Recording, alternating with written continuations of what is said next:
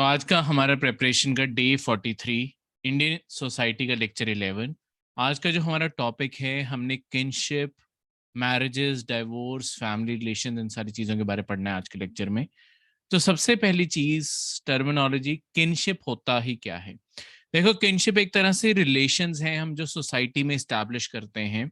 Relation दो चीज़ों के ऊपर बेस्ड होते हैं, या तो हमारे ब्लड रिलेशंस जो हमारे रियल, जिन्हें हम कहते हैं ब्रदर सिस्टर्स, जो हमारे सिबलिंग्स हैं, या हमारे पेरेंट्स हैं, ग्रैंड पेरेंट्स हैं। ये सारे के सारे आपकी फैमिली लीनिएज से ही कनेक्शन रखते हैं। दूसरे आपके एफिनल, जो आपके मैटरनल रिलेशंस और बॉन्ड्स हो गए। इसका क्या मतलब है, जब आप कहीं पे, जिन्हें हम इन लॉज रेफर कर देते हैं बेसिकली, जिनसे मैटरनल रिलेशंस जो आपके बने, शादी के बाद रिलेशन बने, आपकी वाइफ होगी, उनकी फैमिली होगी, वो जो सारी एक्सटेंडेड फैमिली आपके साथ जुड़ी है, वो सारे आपके मैटरनल रिलेशन हैं। तो किनशिप यही होता है, हम सोसाइटी में जो बॉन्ड्स फॉर्म करते हैं, दो तरीकों से होते हैं, ब्लड या सोसाइटल बॉन्ड्स। ठीक है। इसके अलावा हमारे बाकी बॉन्ड्स भी एफिनल किनशिप में ही आ जाते हैं, जैसे हम जिन्हें अपने बहुत ही क्लोज फ्रेंड समझते हैं, सब कुछ समझते हैं, वो हमारे एफिनल किनशिप ही हैं, कि जो हमें हमारी क्लोज, ऐसा नहीं हर पर्सन जिस जो हमारे नोन है वो नहीं, जो सिर्फ हमारे क्लोजेस्ट लोग हैं, ठीक है, जिन्हें आप अपने बेस्ट फ्रेंड रेफर करते हो, वो सब कुछ वो आपके बॉन्ड्स हैं। ठीक है। वो एक आउट ऑफ ब्लड रिलेशन, कुछ आपके जो सोसाइटी के साथ बॉन्ड बने, उन सबको एफिनल किनशिप रेफर करते हैं, जिसमें मैरिज भी आ जाती है। ठीक है। अब देखो, इंडिया के अंदर मैरिज की कुछ स्टैटिस्टिक्स पढ़ते हैं कि इंडिया के अंदर मैरिजेस, चाइल्ड मैरिजेस, इन सब की क्या प्रेवलेंस है, इन सारी चीज़ों के बारे में। सबसे पहले मैरिजेस की अगर मैं बात करूं, देखो ओवर द टाइम क्या एज है इंडिया में जिसके अंदर लोग एवरेज जिसमें मैरिज करवा रहे हैं। ठीक है। वैसे लीगल एज आपको पता ही है क्या होगी। लीगल एज आपकी जो फीमेल्स हैं, जो गर्ल्स हैं, उनके लिए 18 साल है, और जो मेल हैं उनके लिए लीगल एज 21 है। सरकार इस टाइम एक प्रपोजल पे काम कर रही है, शायद जल्द आ भी जाए, जिस पे अब फीमेल्स की भी एज बढ़ा के वो 21 करना चाहते हैं, ताकि बिल्कुल पैरिटी बन जाए, सेम एज नहीं हुआ, पर इसके ऊपर विचार जरूर चल रहा है। इस डेटा को अगर मैं ओवरऑल ईयर से पढ़ूं, देखो इंडिया के अंदर जैसे जैसे लिटरेसी आई है, ठीक है, जैसे जैसे लोग पढ़े लिखे होने लग गए, लोगों में फैमिली प्लानिंग आने लग गई, ये सारी चीजें जैसे जैसे ग्रो की हैं, अगर आप पढ़ोगे इंडिया में 1961 में जो एवरेज मैरिज एज थी ना, 15 साल की उम्र में लोग शादी करवाते थे। लीगल एज तब भी नहीं थी 15 साल, पर लोग तब 15 साल की उम्र में शादी करवाते थे। चाइल्ड मैरिज के तब केस और भी ज्यादा थे इंडिया में, अब ओवर द टाइम तब भी कम हुए हैं, पर स्टिल उस टाइम तो बहुत ज्यादा थे। ठीक है। जो 1991 तक आते हुए 18.7 तक पहुंचा, और ये लास्ट डेटा 2016 का अवेलेबल है, तब तक आपके 22.2 मैरिज एज हो चुकी थी। ठीक है। तो आपकी एवरेज इंडिया में 22.2 2016 में चल रही थी। Official data ministry of statistics and programme implementation की तरफ से, तो आप इसे एग्जाम में डायरेक्टली कोट कर सकते हो। इंडिया में highest average age Jammu Kashmir में है 24.7, ठीक है, और लोएस्ट 21.2 आपकी वेस्ट बंगाल में है एवरेज एज। वेस्ट बंगाल में थोड़ी शादियां जल्दी हो रही हैं, जम्मू कश्मीर में थोड़ी ओवरऑल पॉपुलेशन की थोड़ी लेट हो रही हैं, तो इस कारण एवरेज एज इसलिए फर्क है। ठीक है। इसके अलावा अगर आप अर्बन एरिया के में देखोगे, इंडिया में एवरेज एज 23.1 ईयर्स है, वहीं पे रूरल इंडिया में 21.7। ठीक है। बाकी आपके कुछ मेजर सेंटर्स जैसे कि महाराष्ट्र कंपेयर करके देखा हुआ है, फिर आपके रूरल दिल्ली और रूरल हिमाचल प्रदेश का दिया हुआ है। जैसे रूरल हिमाचल प्रदेश में काफी बड़ी एज तक भी डेटा जाता है 25.9 तक। वहीं पे आपके जो वेस्ट बंगाल है, वहां पे रूरल एरिया में 20.8 भी है। ठीक है। तो रूरल एरिया में हिमाचल प्रदेश काफी आगे है, और वेस्ट बंगाल काफी पीछे है, काफी अर्ली मैरिजेस हो जाती हैं। ठीक है। अब इसी ट्रेंड को चाइल्ड मैरिज की तरफ लेके जाएं, और चाइल्ड मैरिज से जुड़ी हुई प्रॉब्लम्स की तरफ लेके जाएं, तो इंडिया के अंदर जो ब्राइड्स हैं, देखो अगर पूरी दुनिया में जो चाइल्ड ब्राइड्स हैं, जो लीगल एज से पहले ही लड़कियों की शादी हो जाती है, दुनिया भर में उसका हर साल का एवरेज नंबर है 650 मिलियन। ठीक है, मतलब टोटल, सॉरी, हर साल का नहीं, 650 मिलियन आपकी चाइल्ड ब्राइड एग्जिस्ट कर रही हैं पूरी दुनिया में। ठीक है, यानी कि ऑलमोस्ट आपकी कहते हैं से 10 मिलियन आपका करोड़ हो गया, आपका ऑलमोस्ट 60 करोड़ के करीब, 65 करोड़ के करीब पूरी दुनिया में चाइल्ड ब्राइड, ठीक है, वो लड़कियां जिनकी शादी कर दी गई, 65 करोड़ के करीब पूरी दुनिया में पॉपुलेशन है। उसमें से 22 करोड़ सिर्फ इंडिया में है। 65 करोड़ में से 22 करोड़ जो फीमेल बच्चियों की शादी कर दी जाती है, गर्ल्स की शादी कर दी जाती है लीगल एज से पहले। तो एक बहुत बड़ा दुनिया का ये जो इलीगल मैरिज का सिस्टम है, जहाँ पे अभी लीगल एज भी नहीं बच्चियां पहुंची होती और पहले ही शादी कर देते हैं, वो इंडिया के अंदर ही है। हर 1 in 3, हर तीसरी जो चाइल्ड ब्राइड है वो इंडिया से है। ये स्टैटिस्टिक्स है इंडिया की, तो ये काफी खतरनाक और काफी बुरी स्टैटिस्टिक्स है। ठीक है, हर इंडिया की अपनी बात करूं, इंडिया की अपनी बात, 1 in 4 वुमेन, हर 4 में से एक जो वुमेन है उनकी शादी 20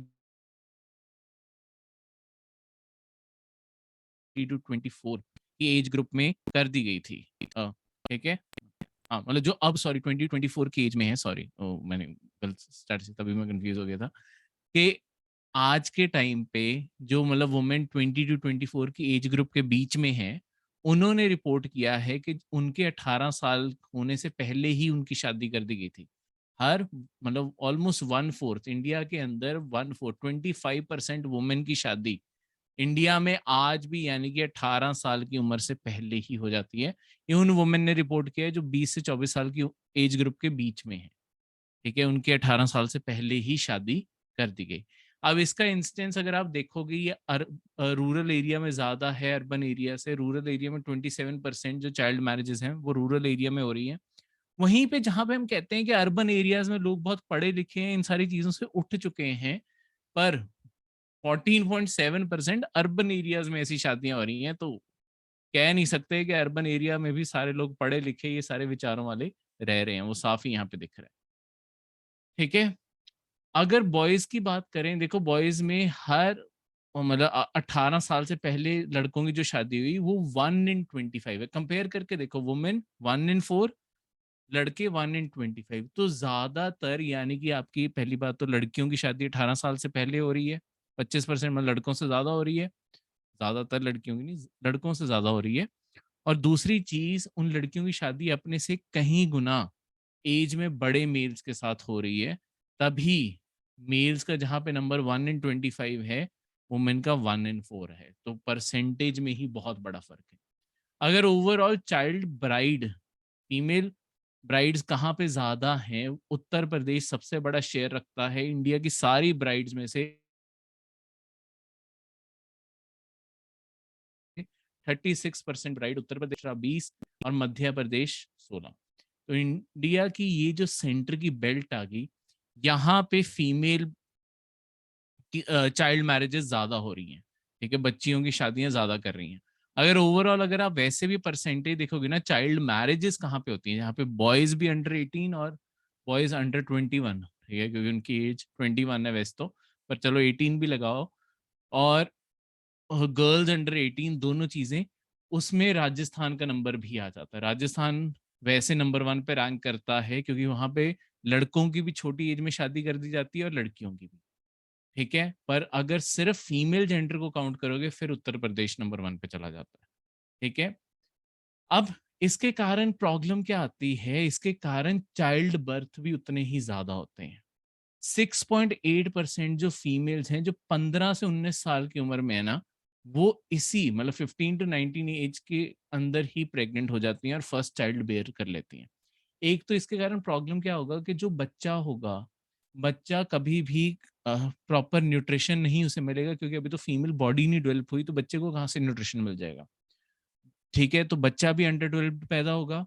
और ऊपर से उस बच्ची की अपनी खुद की हेल्थ और उसकी अपनी बॉडी पे भी बहुत बड़ा इफेक्ट पड़ता है।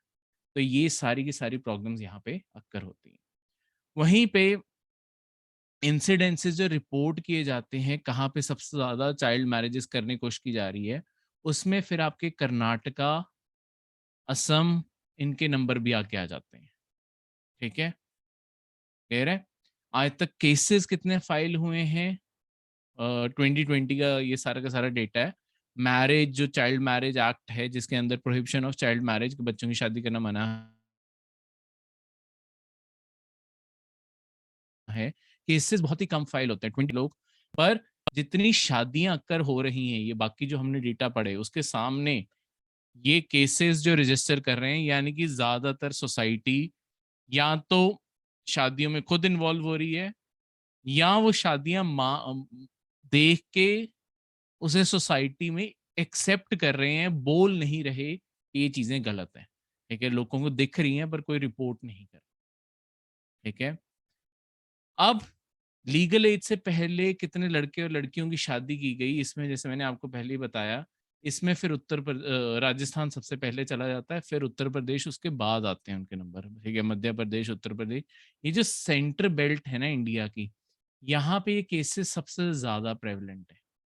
ठीक है, बॉयज की शादी तो खैर नॉर्थ ईस्ट में बहुत जगहों पे होती है, पर गर्ल्स की शादी ये सबसे ज्यादा प्रेवलेंट यहाँ पे है। राजस्थान का केस अक्सर ही बहुत जगहों पे पॉइंट आउट किया जाता है, क्योंकि राजस्थान में एक और प्रॉब्लम भी ये है, राजस्थान में ना लोग रिपोर्ट भी नहीं करते। ठीक है, अम, तो ये सारी चीज। नेक्स्ट जो चीज है, एक अगला जो डेटा है वो इस चीज के बारे है कि देखो न्यूट्रिशन और एजुकेशन का क्या असर पड़ता है मैरिज के इंस्टीट्यूशन पे। देखो ये चीज है कि जहां पे ये यहाँ पे आपको कंपेयर करके बताता हूँ मैरिज और एजुकेशन का। अगर आप नंबर ऑफ स्कूलिंग देखोगे कि लड़कियों ने जितने ज्यादा साल एजुकेशन अचीव की है, उतनी ही उनकी मैरिज एज बढ़ जाती है। तो ऑब्वियसली एक डायरेक्ट रिलेशन है कि अगर हम फीमेल चाइल्ड को एजुकेशन में रखेंगे, उनका इंटरेस्ट उस चीज में बनाए रखेंगे, उनकी मैरिज अपने आप ही एक लीगल एज से ज्यादा ऊपर और डिले हो जाएगी। ठीक है, और अगर डिले होती है, इसका असर और भी जगहों पे पड़ता है। और जगहों पे कैसे पड़ता है कि जैसे कि उनकी एनीमिक की बात करें, ठीक है, एनीमिक आयरन की कमी की। ठीक है, इसके अंदर भी ये देखा गया है कि जो वुमेन है, जो जिनकी लेट मैरिज हुई है, उनमें एनीमिक की कमी हमेशा कम होती है, क्योंकि ऑब्वियसली प्रेगनेंसी लेट होगी, सब कुछ लेट होगा, बॉडी को डेवलप होने का टाइम मिलेगा, ये सब कुछ। इनफैक्ट मोर्टालिटी और ये सब कुछ भी उन्हीं कंट्रीज में ज़्यादा है, उन्हीं देशों में ज़्यादा है जहाँ पे चाइल्ड मैरिजेस ज़्यादा है। ठीक है, क्योंकि मदर की भी डेथ होने के चांसेस ज़्यादा हैं, बच्चे की भी डेथ होने के चांसेस ज़्यादा हैं। तो इंडिया में इसीलिए नंबर बहुत बड़े हैं, क्योंकि हमारे यहाँ पे चाइल्ड मैरिजेस की प्रॉब्लम बाकी जगहों से ज़्यादा है। ठीक है, क्लियर है? मैरिज का वेल्थ से भी डायरेक्ट रिलेशन है। देखो जो तो आपके ज़्यादातर जो चाइल्ड मैरिजेस हो रही है ना, वो हमेशा पुअर फैमिलीज में। ऑब्वियसली एक तो एजुकेशन भी कम है, न्यूट्रिशन भी कम है, और उन्हें ये लगता है कि जितनी बेटी बड़ी होती जाएगी, डाउरी दहेज उतना ज्यादा देना पड़ेगा।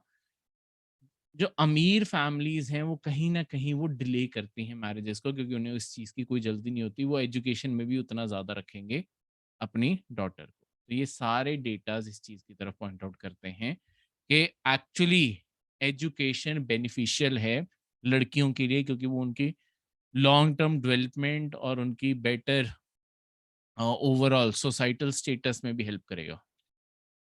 अब इंडिया की फैमिलीज के बारे में बात करें, देखो फैमिलीज जो ट्रेडिशनली इंडिया में एग्जिस्ट करती आई हैं वो हैं जॉइंट फैमिलीज। जहाँ पे जॉइंट फैमिलीज होती गए हैं, जहाँ पे कम से कम दो या दो से ज्यादा जनरेशन एक ही छत के नीचे एक ही घर के अंदर रह रही होती हैं, जिसके अंदर मतलब आपके ग्रैंड पेरेंट, अंकल आंटी, बच्चे, वो सारे के सारे एक साथ इंक्लूड होकर एक ही परिवार में रह रहे हैं। उससे यहाँ पे हमेशा जॉइंट फैमिली सिस्टम इंडिया में क्यों चलता आया था, ये सिस्टम हमेशा एक शेयर्ड रिस्पॉन्सिबिलिटी के ऊपर चलता है। शेयर्ड रिस्पॉन्सिबिलिटी क्या है, चाहे वो फाइनेंशियल हो, पैसा, पैसे की कंट्रीब्यूशन सबकी बराबर जाती है। उसके बाद घर की और जिम्मेदारियों की रिस्पॉन्सिबिलिटी सारी बढ़ जाती हैं। वो इस कारण जॉइंट फैमिली सिस्टम इंडिया में हमेशा से चलता आ रहा था। ठीक है? इसके कैरेक्टरिस्टिक्स क्या होते हैं जॉइंट फैमिली के? सबसे पहले तो जनरेशनल डेप्थ होती है। जनरेशनल डेप्थ का क्या मतलब है? 2 या 2 से ज़्यादा जनरेशंस एक ही छत के नीचे रह रही होती हैं, उसे जनरेशनल डेप्थ कहते हैं। कॉमन रेजिडेंस, सबका एक ही घर होता है, ठीक है? एक ही जगह पे रह रहे होते हैं। कॉमन किचन, सबका खाना एक साथ बनता है, सारी रिसोर्सेज किचन की शेयर होती हैं। नेक्स्ट है जॉइंट प्रॉपर्टी शेयर। प्रॉपर्टी भी बटी नहीं होती, सारी फैमिली की कॉमन प्रॉपर्टी होती है, चाहे वो हाउस हो, लैंड हो, एसेट्स हो, ठीक है? घर, गाड़ी, बंगला सब कुछ कॉमन होता है। Authority of eldest male member, जो सबसे बड़ा मेल मेंबर होता है। देखो, क्योंकि हमारा समाज जो है वो कहीं न कहीं आज भी पैट्रियार्की पे चल रहा है। तो सबसे बड़े जो मेल मेंबर हैं, उनकी अथॉरिटी भी अपने आप ही ज़्यादा रहती है पूरे इसमें, फैमिली में, ठीक है? वहीं पे पर मॉडर्न जैसे-जैसे शहर इमर्ज हो रहे हैं, आपकी प्रॉपर्टी फ्लैट्स सिस्टम बन रहे हैं, प्रॉपर्टीज़ एक्सपेंसिव हो रही हैं, प्रॉपर्टीज़ छोटी होती जा रही हैं, कहीं न कहीं आपके सोसाइटी के अंदर न्यूक्लियर फैमिलीज़ का ट्रेंड राइज़ पे है। ठीक है? इसमें आपकी मॉडर्न एजुकेशन और लाइफ़स्टाइल भी आ जाता है, जहाँ पे लोगों को इंडिपेंडेंस ज़्यादा चाहिए, फ्रीडम चाहिए, तो ऑब्वियसली जॉइंट फैमिली में रहेंगे, कहीं न कहीं रिस्ट्रिक्शन आएगी, खासकर जो एल्डेस्ट मेल मेंबर हैं, उनकी रोक-टोक आ सकती है। फिर अर्बन सेंटर्स में जो लोग माइग्रेट कर जाते हैं, ऑब्वियसली वो मूव कर गए हैं, वहाँ पे रहने लग गए हैं, तो ऑब्वियसली माइग्रेशन एक बहुत बड़ा फैक्टर है। Small and limited houses in urban areas, जैसे मैंने आपको पहले बताया, प्रॉपर्टी छोटी और महँगी होती जा रही हैं, तो अपने आप अर्बन सेंटर्स में ये भी एक न्यूक्लियर फैमिली का ट्रेंड दे रहा है, क्योंकि एक टाइम पे कितने ही लोग एक फिर सिंगल जगह पे रह पाएँगे। फिर इंडिविजुअल राइट जैसे-जैसे बढ़ते जा रहे हैं, हमारी सोसाइटी की अपने आप में सेल्फ सेंटर्ड अप्रोच कि अपनी बेटरमेंट पहले देखो, ओ ओवरऑल जॉइंट फैमिली से ज़्यादा। ये भी कहीं न कहीं इस चीज़ को राइज़ दे रही है कि हमारे यहाँ पे न्यूक्लियर फैमिलीज़ बढ़ती जा रही हैं। और लास्ट, वुमेन एम्पावरमेंट। अब जैसे-जैसे वुमेन को फ्रीडम चाहिए, वर्किंग चाहिए, उन्हें पढ़ने की परमिशन मतलब पढ़ने की आज़ादी चाहिए, काम करने की आज़ादी चाहिए, तो अपने आप जब आप एक जॉइंट फैमिली सिस्टम में रह रहे हो, ये सिस्टम कहीं न कहीं लिमिट करता है वुमेन की वर्किंग कैपेसिटी और बाकी चीज़ों को। मतलब वो काम पे जा सकती है, नहीं जा सकती, हर चीज़ सारी फैमिली की परमिशन के ऊपर आ जाती है। तो फ्रीडम, वुमेन एम्पावरमेंट, वो सब कुछ खत्म हो जाता है। जॉइंट फैमिली की सबसे बड़ी डिसएडवांटेज यही है कि वुमेन को यहाँ पे राइट्स बहुत कम होते हैं। क्योंकि सबसे पहली बात, एल्डेस्ट मेल मेंबर के पास सबसे ज़्यादा पावर है। उसके बाद जो थोड़ी बहुत ही सेइंग पावर है, वो भी सारी मेल्स के पास रह जाती है। तो जैसे-जैसे वुमेन एम्पावरमेंट बढ़ रही है, तो ये कहीं न कहीं आपकी न्यूक्लियर फैमिलीज़ राइज़ पे हैं, क्योंकि इक्वालिटी के चलते हुए न्यूक्लियर फैमिली वो डिलीवर नहीं कर पा रही, कि हर मेंबर को सेम बोलने का, कहने का राइट मिल सके। नेक्स्ट, अब इसी चीज़ को पढ़ें कि अभी भी अगर इंडिया के अंदर स्टडी करें या सारी दुनिया को हम कंपेयर करें, तो कितने लोग आपके जॉइंट फैमिली, न्यूक्लियर फैमिली, ये सारी फैमिलीज़ में रह रहे हैं। ठीक है? देखो, जॉइंट फैमिली की बात करें, इंडिया के हिंदू फैमिलीज़ जो हैं, हिंदू डेफिनिशन फिर से सारे रिलिजन जो हमारे हिंदू मैरिज एक्ट में कवर होते हैं।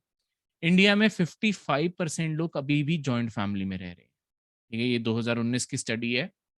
ठीक है? फ्यू रिसर्च के द्वारा। ये एक बहुत ही पॉपुलर रिसर्च है, इसे आप कोट हमेशा कर सकते हो। ठीक है? ये बहुत ही पॉपुलर रिसर्च इंस्टीट्यूशन है, फ्यू रिसर्च, जिसे आप हमेशा कोट कर सकते हो। न्यूक्लियर फैमिलीज़ की बात करो, तो न्यूक्लियर फैमिलीज़, हिंदू फैमिलीज़ आपकी 38% हैं, सिंगल पेरेंट्स आपके 3% हैं इंडिया के अंदर, और कपल विद नो चिल्ड्रन भी 3% है। ठीक है? इंडियन मुस्लिम्स की बात करें, इंडियन मुस्लिम्स में 51% जॉइंट फैमिलीज़ हैं, यहाँ पे जॉइंट फैमिली मतलब कम होगी। ठीक है? न्यूक्लियर फैमिलीज़ ज़्यादा रह रही हैं, 42%। सिंगल पेरेंट भी कंपैरेटिवली ज़्यादा है, 4% पॉपुलेशन में, और कपल विद नो चिल्ड्रन कम है, 2%।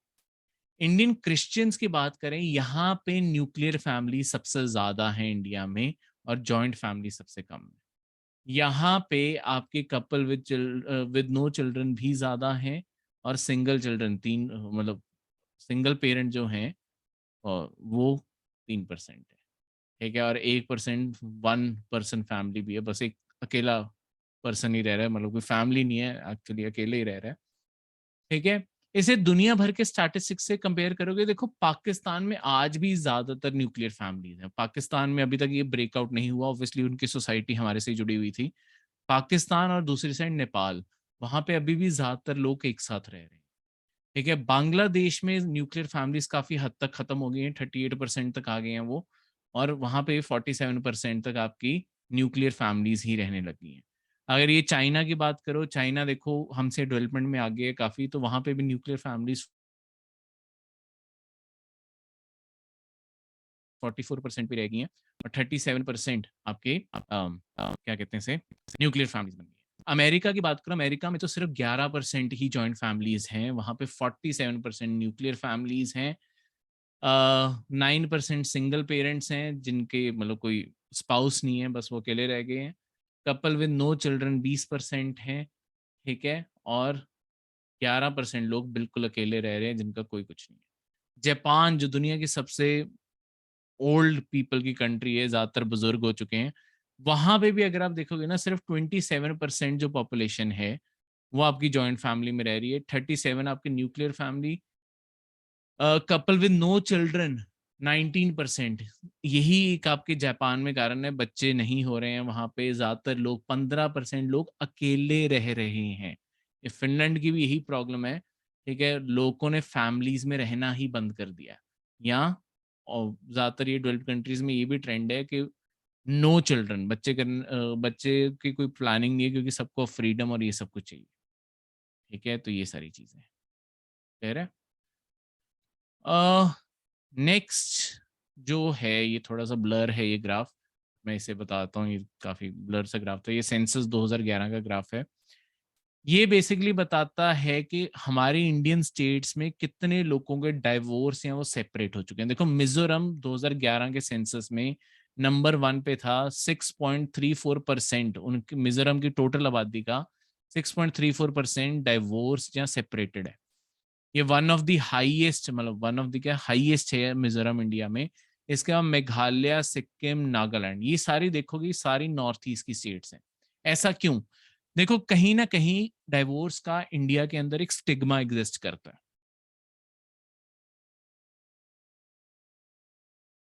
ठीक है, कि डाइवोर्स नहीं होना चाहिए, नॉर्थ ईस्ट में वुमेन को थोड़ी ज्यादा फ्रीडम मिलती है बाकी इंडिया से, ये एक रियलिटी है। नॉर्थ ईस्ट में वुमेन के पास ज्यादा आजादी है, तो अगर वो एक्चुअली किसी चीज में खुश नहीं है, उनके पास राइट है कि वो आराम से अलग हो जाए। सोसाइटी उन्हें जज कम करती है, और ऑब्वियसली ये भी बहुत बड़ी परसेंटेज नहीं है, 6%, 4%। मैं ये नहीं कह रहा हूँ कि सारे दुखी घूम रहे होंगे, पर स्टिल वहां पे जजमेंट कम है, मैं ऐसे नहीं कह रहा हूँ है ही नहीं, कम है।